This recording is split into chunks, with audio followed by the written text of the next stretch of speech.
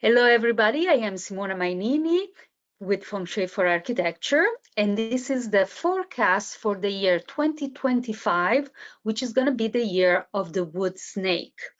First, I would like to remind you that we're going to have an extended presentation on January 25th, 2025 at 11 a.m. Pacific time. It's a Saturday morning. It's going to be a 2-hour presentation. We're going to cover both the individual aspects by sign and also what to do in our house to prepare to receive the energy of the new year.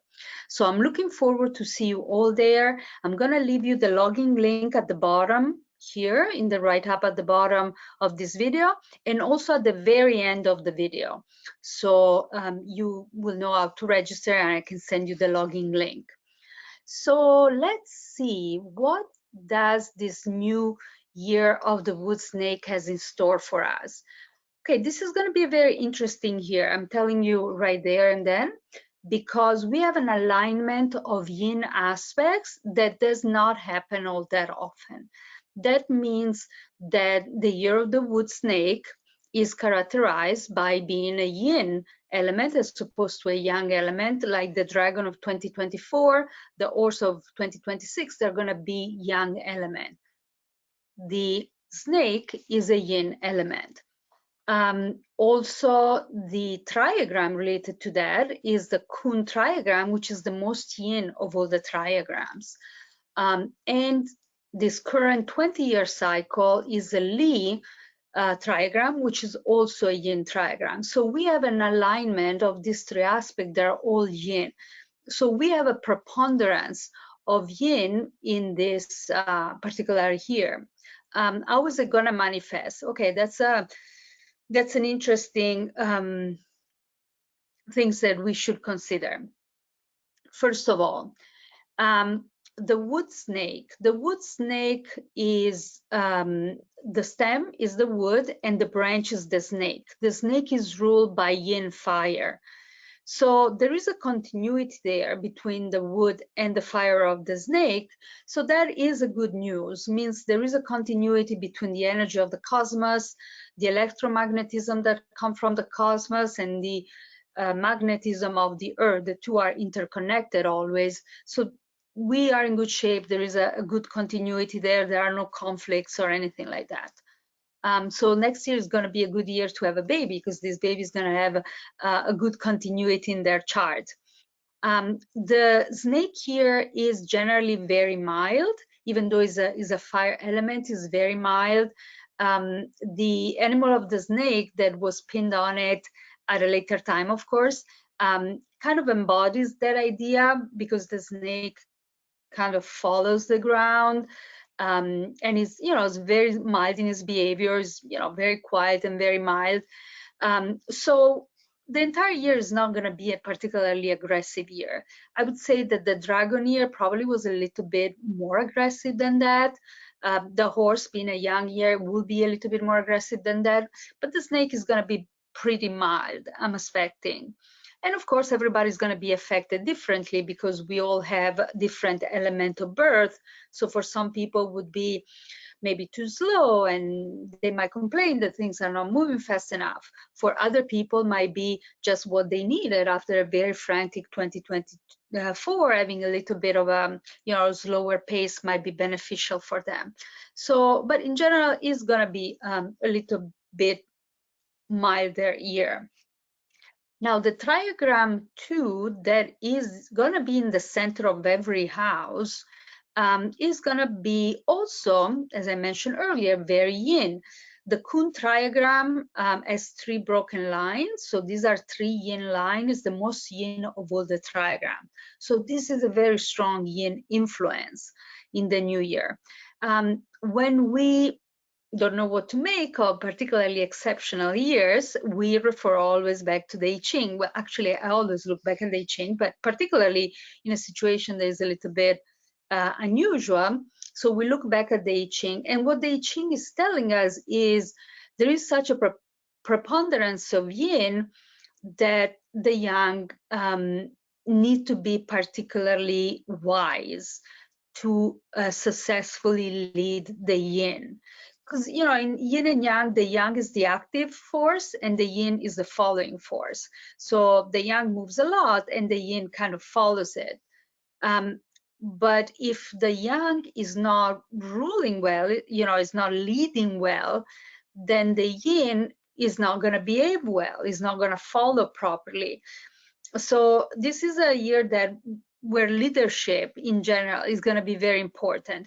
Whether you are the leader of a class, maybe you are a teacher, or you are the leader of a company, or you are the leader of a country, or you are the leader of your family. In generally, people in the position of leadership, they're always the embodiment of the yang because they are the one that lead.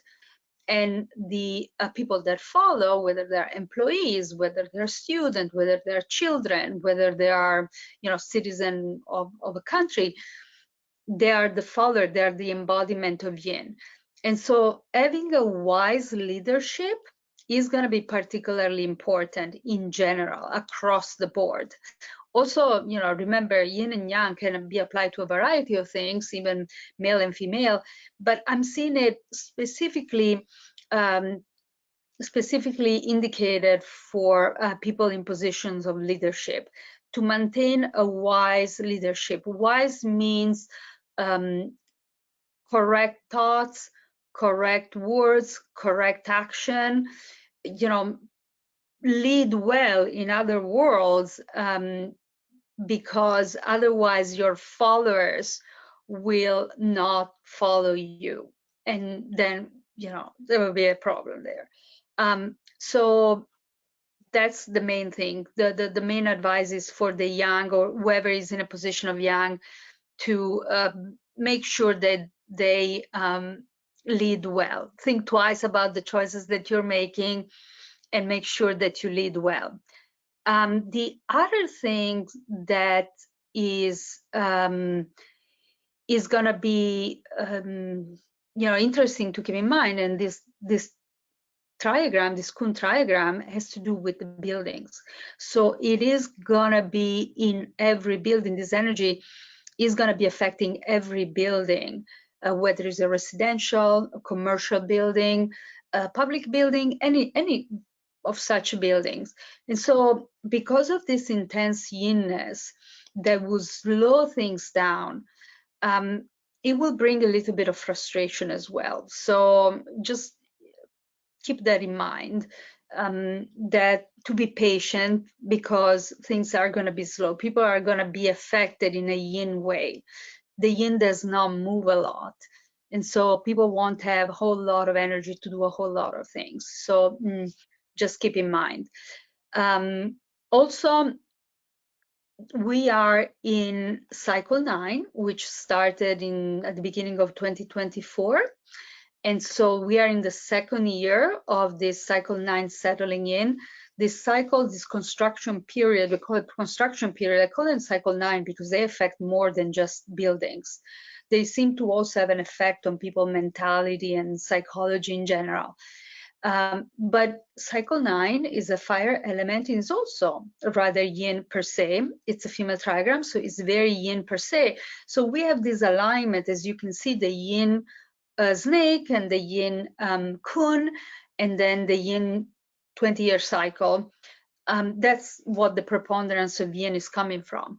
But in particularly for the 20-year cycle, we are seeing the transition between, we're still processing, I should say, the transition between those previous 20 years of earth element, which was very solid and very firm. It wasn't moving a lot, into this cycle 9 or Lee triagram, which has to do with the fire element. And the fire element is a lot more active.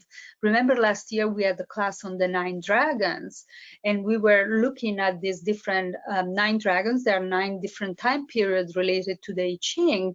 And so the fire is one of the most active, if not the most active of all. And so we have, this 2024 was the first transition here. So everything seemed to be getting ungrounded and things a little bit out of control. But what I'm noticing also, and what a lot of students and a lot of you have reported, is things got ungrounded, but also got unstuck from position where they seem to have been stuck for a long time, got unstuck, and sometimes come either, no, they always came to a resolution. Sometimes either a positive resolution or kind of a completion, and in other case, just just a let go type of resolution. So this is things that are gonna continue happening also in 2025.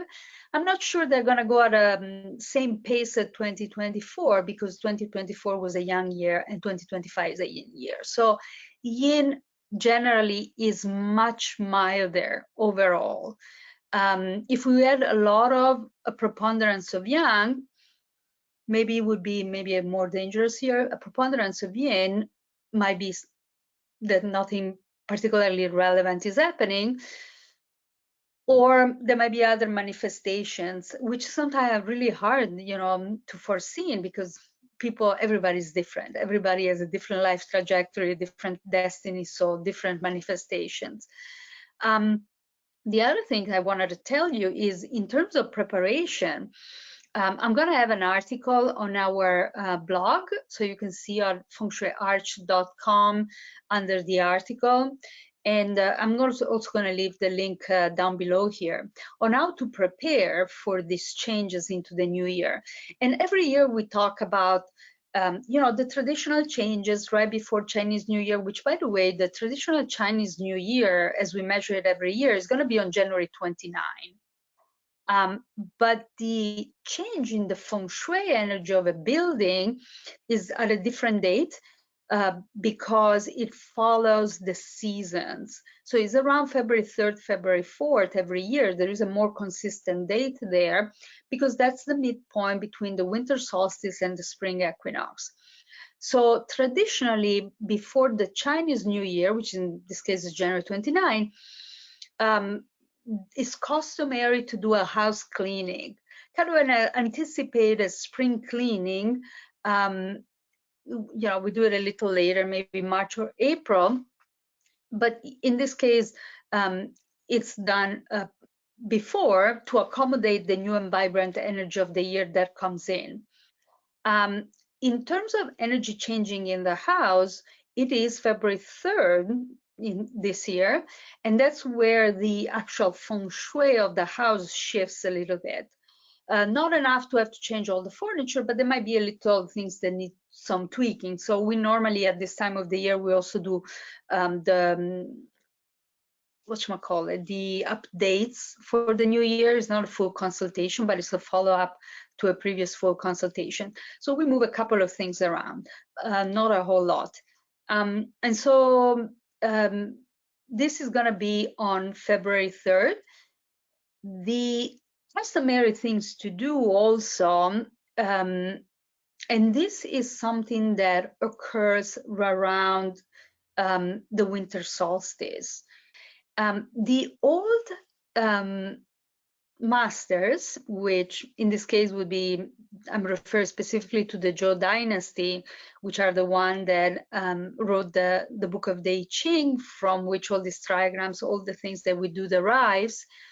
They started the calendar on December 21st.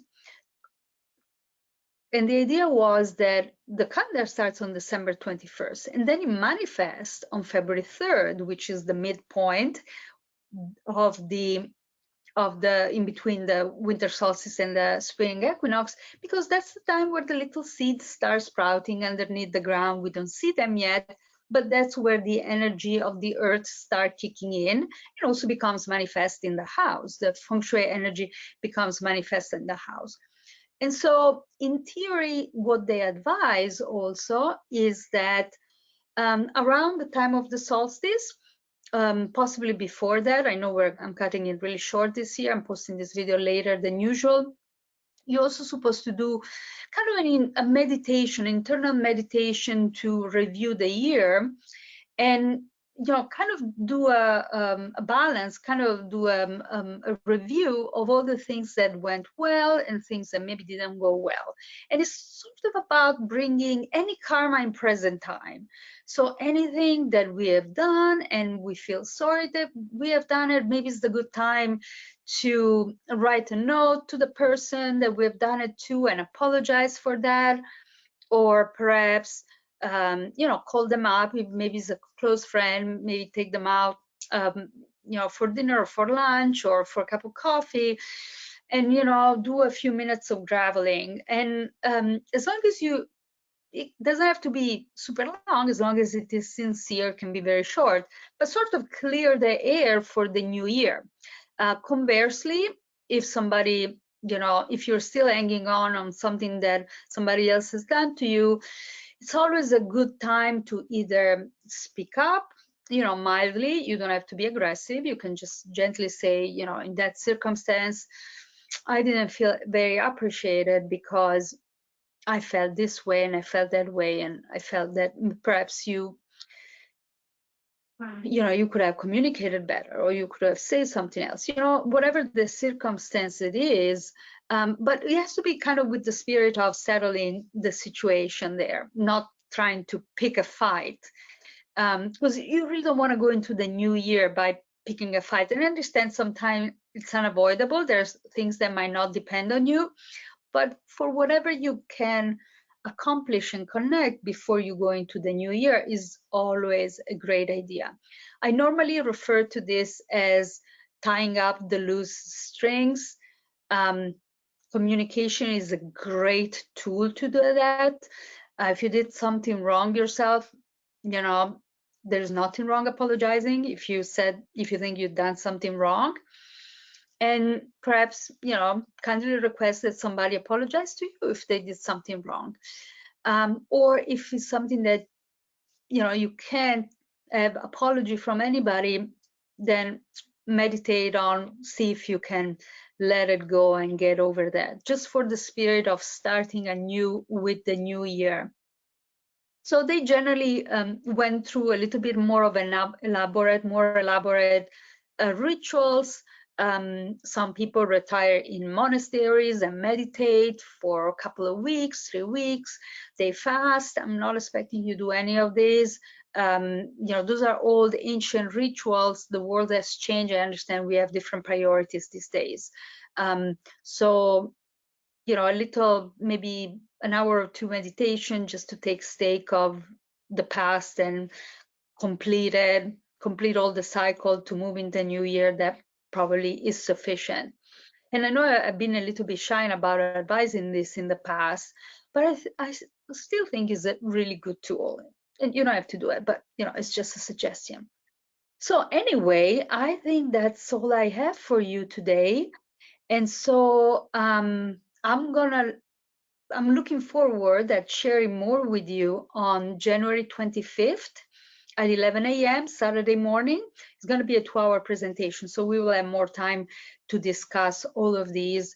And please go to fengshuitrainingcenter.com to register and to receive the login link. Even if you register and you will not be able to attend, you will receive a link to the playback video, and so you'll be able to review it anyway. Usually the link stays active for a week. After that, sometimes maybe a little bit longer, but you might want to hear that sooner than later, because then Chinese New Year starts, and so you want to be prepared for that. So we're going to discuss both about your individual signs, and also we're going to talk about what to do to correct the house for the new year. So I'm looking forward to see you all of there. In the meantime, happy holidays, and take care of yourself and have a great time, whatever you decide to do for your holidays, how to spend your holidays. Take care. Looking forward to see you on January 25th. Bye.